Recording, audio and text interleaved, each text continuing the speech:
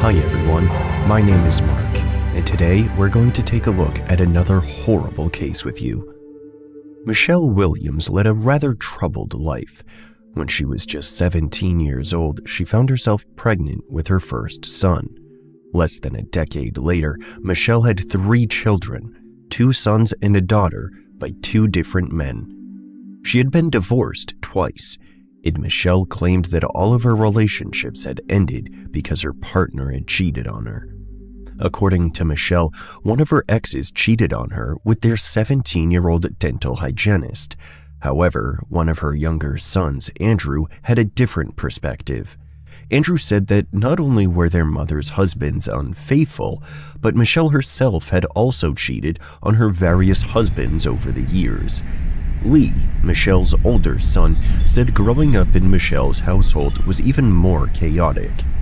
Michelle worked in various exotic nightclubs and topless bars and would often drag her children around with her. Given Michelle's line of work, her sons even suspected that she might have dabbled in sex work. Michelle's lifestyle had a significant impact on her children. Lee described their childhood as chaotic, saying they constantly had to adjust to their mother's changing circumstances. The presence of exotic nightclubs and topless bars in their neighborhood made it hard for them to maintain a normal upbringing. However, things in Michelle Williams' life took a turn for the better in 2007 when she met Greg Williams. Michelle and Greg were introduced while they were at a swingers club. According to Greg's brother Michael, who was with Greg at the club, Michelle was openly performing sex acts in public at the club, but despite that, Greg was smitten with her. Greg Williams was a successful businessman and computer engineer who built a successful company from the ground up and netted $500,000 annually. When Greg is not working, he's at the gym bodybuilding or practicing martial arts. Furthermore, Greg was devoted to his family. He had a young daughter who he adored. Michelle was captivated by Greg's success and wealth and saw in him the potential to provide her with the lifestyle she had always desired. Michelle had always dreamed of having financial independence, a luxurious lifestyle, and a supportive partner. Greg seemed to offer all these things and more. In 2007, Greg and Michelle decided to get married after only a few months of dating. However, Michelle's 2 sons, Lee and Andrew, both Army veterans, were not enthusiastic about their mother and Greg being husband and wife. They had reservations about Greg's character and saw him as an arrogant bully. However, Michelle's sons were not the only ones who had reservations about her and Greg's relationship. Several of Greg's relatives also expressed doubts and questions about Michelle's motives. They wondered if she was only interested in Greg for his fortune. According to Michelle Fletcher, Greg's sister, Michelle was never nice to her. Michelle Fletcher accused her sister-in-law, Michelle, of brazenly using her sexuality with men, and even tried her moves on her husband, Bryn. Once, Michelle had crawled up to the attic and asked for Bryn's help. When Bryn got up there, he noticed Michelle bent over without underwear trying to entice him. Despite everyone's apprehensions about their marriage, Greg didn't seem to mind being married to Michelle. Greg purchased an affluent house in the suburbs of a gated community in Keller, Texas, a suburb of Fort Worth, a safe area to raise a family. Greg bought Michelle whatever she wanted, and they had a pair of matching Mercedes-Benz in their garage, which he purchased as an anniversary gift for them. Greg and Michelle eventually had a daughter. By all accounts, Greg was dedicated to his older daughter and his younger one. However, Michelle did not get along well with her stepdaughter. Michelle and her new daughter had a strained relationship from the beginning. Michelle felt her stepdaughter was not respectful of her authority and treated her with disdain. The situation escalated when Michelle accused her stepdaughter of attempting to drug her by slipping drugs into her morning coffee. Despite his daughter's denials, Greg made the decision to send her away to rehab. Because Greg worked long hours, he purchased Michelle a frozen yogurt shop called Blueberries in 2011 to keep her busy. This decision was made despite Michelle's lack of a business background. Greg hoped that owning a business would keep Michelle occupied. However, Michelle did not fully commit herself to running the business. She spent very little time at Blueberries unless it was to come and take money out of the till. Michelle treated the shop as her personal ATM, withdrawing cash whenever she needed it. Instead of focusing on running her business, Michelle prioritized her indulgences. In October 2011, Greg and Michelle Williams were looking forward to closing on their new home. They meticulously planned every detail, including a pool for their 4-year-old daughter to play in. However, everything changed on October 13th at 4:40 a.m. when Michelle dialed 911 and frantically shouted that there was a person in her home who had shot her husband. Michelle, clearly shaken, expressed her fear that the shooter was still inside the house, heightening her anxiety as her young daughter was asleep there as well. Within moments, police officers arrived at the scene and promptly began their investigation. The officers quickly searched the premises, even venturing outside to check for intruders. Despite their thorough efforts, the officers were unable to locate any suspects. However, when they ascended the stairs to the couple's master bedroom, they discovered a shocking sight. In the bed, lifeless and surrounded by a pool of blood, lay 40-year-old Greg, the victim of a gunshot wound to his right temple. At the scene, Michelle informed the responding officers that she had been asleep on the couch with her daughter when a loud noise awoke her. Michelle walked to the master bedroom to check on her husband, Greg.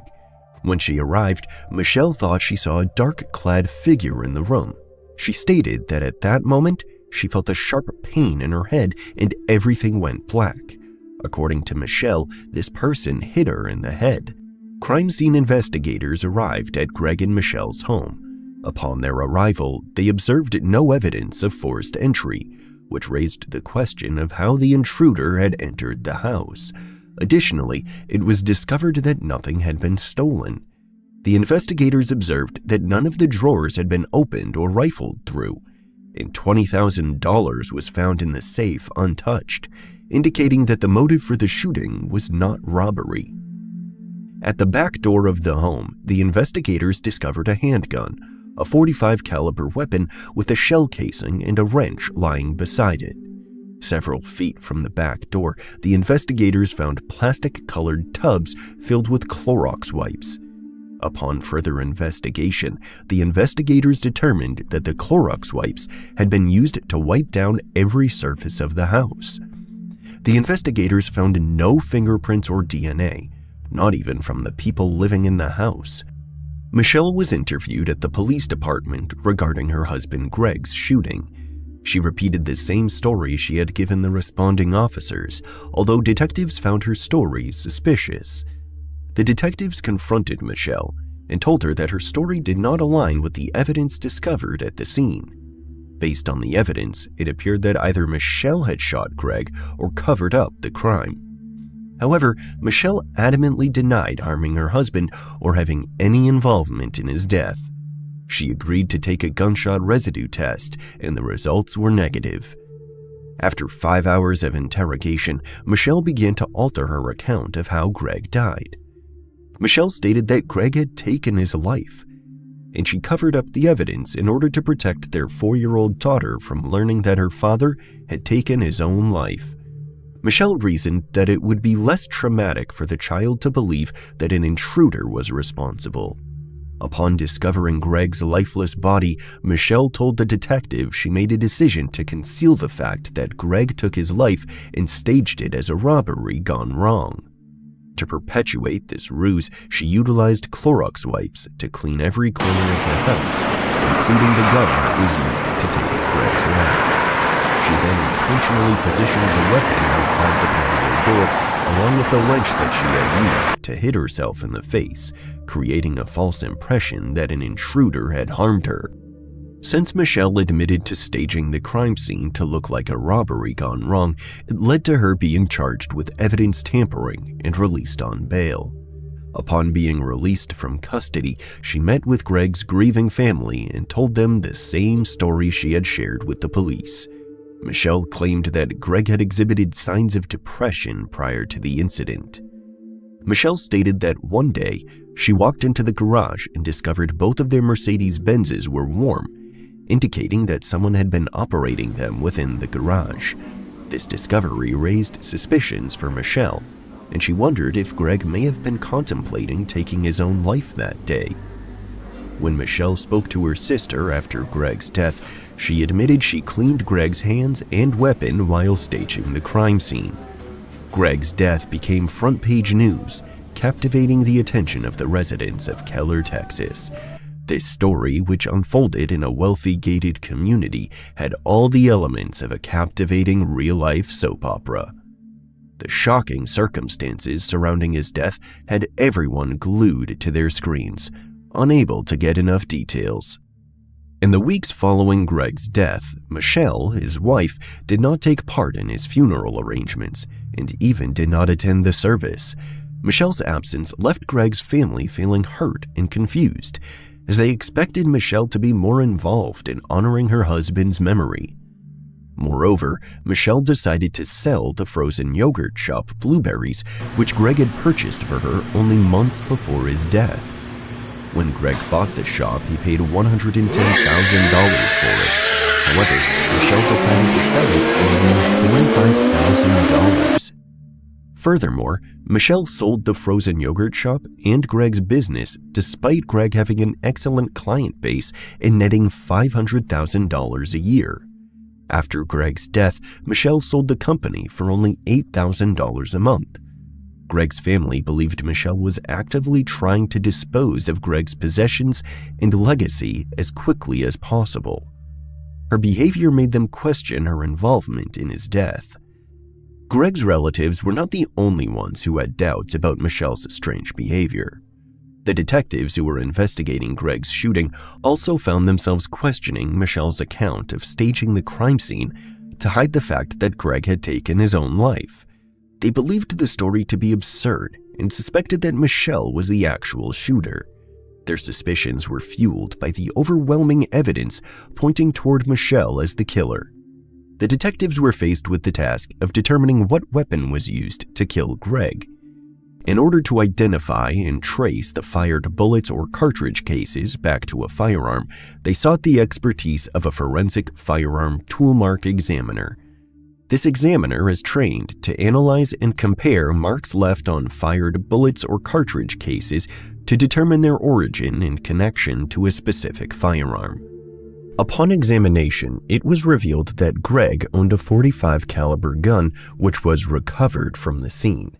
This particular firearm was a high-end pistol that Greg typically kept on his nightstand.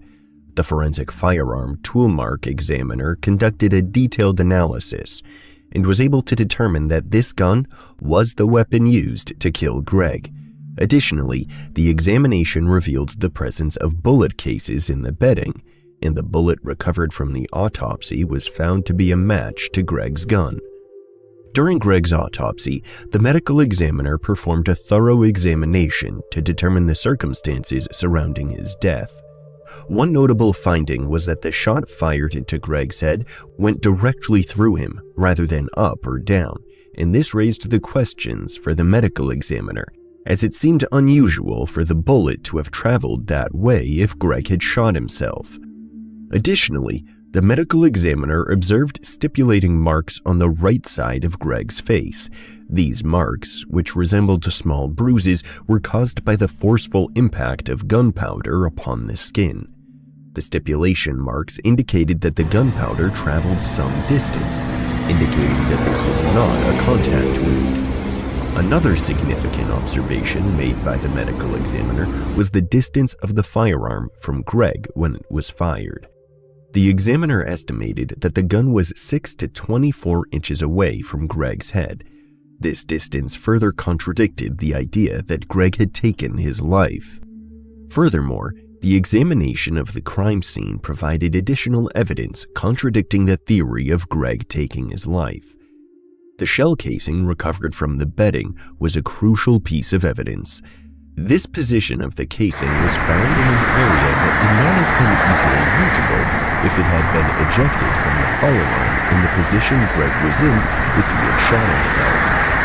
In January 2012, 3 months after Greg's death, Michelle his wife, was arrested and charged with his murder. However, the detectives in the case faced a headache. The Kelly Police Department, inexperienced at murder scenes, had not done a great job in their initial investigation. When Greg's body was transported from the crime scene to the medical examiner's office, he was wrapped in his bed sheets, which could potentially lead to cross-examination. The case faced numerous issues, and the state offered Michelle a plea deal. Rather than murder, Michelle could plead to tampering with evidence and a Texas charge called deadly conduct, which means wielding a weapon irresponsibly. Michelle accepted the deal and faced a sentence of 2 to 20 years. However, Michelle knew that if she went to trial, she could end up imprisoned for 50 to 100 years. She wanted to get out to be with her daughter as soon as possible. With the plea deal, Michelle would be released when her daughter turned 18. Michelle had been released on bail following her arrest for allegedly murdering her husband. After being released, she began dating Gene Wallace, a personal trainer who is 12 years younger than her. Gene was Lee's, Michelle's son's, best friend, which added an extra layer of complexity to the situation. When Lee discovered his mother and best friend were together, he was angry and resentful. Lee's anger stemmed from feeling betrayed by his best friend and mother. Despite the circumstances, Michelle and Gene decided to pursue their relationship further. They opened a gym together, which was a turning point for Michelle.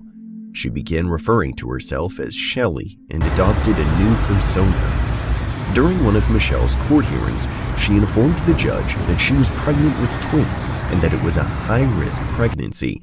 The judge and the prosecution were skeptical of Michelle's claim, but they decided to delay her sentencing hearing until after the birth of the babies. To challenge the doubts, Michelle produced sonogram pictures in court. However, those familiar with Michelle pointed out that faking pregnancies was one of her well-known traits. Additionally, there had been rumors that she had faked miscarriages in the past in order to seek attention and garner sympathy. These claims cast a shadow of doubt on her pregnancy's authenticity. Michelle was interviewed by a reporter with 48 hours as she was awaiting sentencing for her plea deal on charges of deadly conduct related to her husband's death. However, rather than maintaining her initial story that Greg took his own life, Michelle stunned everyone by reverting to her original claim that a mysterious dark-clad intruder killed Greg. This sudden change in narrative caught the attention of the judge, who promptly summoned Michelle to court and admonished her for denying what she had pleaded guilty to. The judge was particularly displeased by Michelle's attempt to shift blame away from herself. As a result of Michelle's denial, the judge revoked her plea deal, leaving her at risk of receiving a life sentence rather than serving a few years in jail. Michelle went on trial for murdering her husband in September 2014, 3 years after Greg died. During her trial, there was no sign Michelle was pregnant at all, let alone with twins. Furthermore, investigators found no doctor or hospital records that indicated Michelle was pregnant despite her claims. It was clear to everyone Michelle lied about being pregnant in an attempt to get her trial delayed and even possibly dismissed. As Michelle's trial began, the prosecutors presented their case, alleging that she was responsible for shooting and killing Greg. The prosecution claimed that the primary motive behind Michelle's actions was financial. They alleged that despite Greg's high-income career, Michelle's excessive spending habits had left the couple unable to afford the down payment on the house they were planning to purchase. According to the prosecution, Michelle's uncontrollable spending had left the couple with a mere $30,000 in their bank accounts. Michelle was allegedly driven to commit the murder as a means to secure the financial resources they needed to fulfill their dream of owning a home. The prosecutors in the case alleged that a fight ensued when Greg discovered that there was no money left in their account. During this altercation, Michelle realized that with Greg gone, he was worth more to her than alive due to his $850,000 life insurance policy.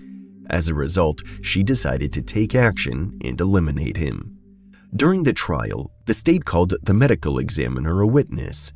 With nearly 40 years of professional experience, the medical examiner testified that he had never came across an instance where a person committed took their life with a gun positioned from the distance in which Greg's was. Additionally, Greg's mother took the witness stand and recounted her memories of her son. She mentioned that Greg was frequently tired from work, but despite this, he was content with his life and thoroughly enjoyed spending time with his daughter. According to his mother, Greg would often gush about the house he and Michelle were planning on buying. The state's bombshell witness was Andrew, Michelle's younger son. While on the witness stand, Andrew shared a shocking revelation. According to Andrew, 1 month after Greg passed away, Michelle approached him and asked him to reach out to some friends. She asked them to purchase a large sweater and go out to the woods and fire a pistol. This plan was to leave behind gunpowder residue on the shirt. Michelle then instructed the friends to break into Greg's ex-wife, Kathy's, car and leave the sweater inside. She wanted them to report the incident to the police using a payphone, stating that the shirt had been stolen. The police would search the car and find the sweater, which would lead them to believe that Kathy was involved in Greg's murder. Initially, Greg dismissed Michelle's claims, thinking that she was not being serious. However, as time went on, Michelle began asking Andrew if he thought his brother Lee might have murdered Greg. Andrew was upset by this request, as he believed that his mother was trying to frame her son for Greg's death. In their closing arguments, the prosecution made a strong statement regarding Michelle's character to the jury. They described her as a cold-blooded killer and urged them to find her guilty. This statement left a lasting impression on the jury, who deliberated for 7 hours before reaching a verdict. The jury found Michelle guilty and sentenced her to 60 years in prison. She will be eligible for parole after serving 30 years when she is 74. While this news brought relief to some, others remain skeptical, as they believe that Michelle's guilt extends beyond the murder of her husband, Greg. Michelle's former sister, Michelle Fletcher, holds the belief that Michelle is also responsible for another death. Bryn Fletcher, Greg's brother-in-law and best friend, was killed 10 months before Greg was murdered. On the day Bryn died, he had embarked on a business trip for Greg's company. Bryn worked as a truck driver and was driving a pickup truck. According to his wife, Michelle Fletcher, Bryn followed directions given to him by Michelle Williams, Greg's wife. Approximately 45 minutes into Bryn's drive, he pulled over to the side of Highway 34. Later, police officers responded to a call regarding an abandoned truck on Highway 34. Upon further investigation, they discovered the body of Bryn inside the vehicle. Bryn had been shot once in the head. Following the autopsy conducted by the medical examiner, it was established that Bryn's manner of death was ruled as suicide. However, Michelle Fletcher, Bryn's wife, had a different opinion. She believes that Michelle Williams is somehow responsible for Bryn's demise. Michelle Fletcher believed that Michelle killed Bryn in order to cover up her lies, as Bryn may have been onto her out-of-control behavior. Despite Michelle Fletcher's suspicions, no charges have ever been brought upon Michelle for Bryn's death, and the police have indicated that they have no plans to reopen the investigation.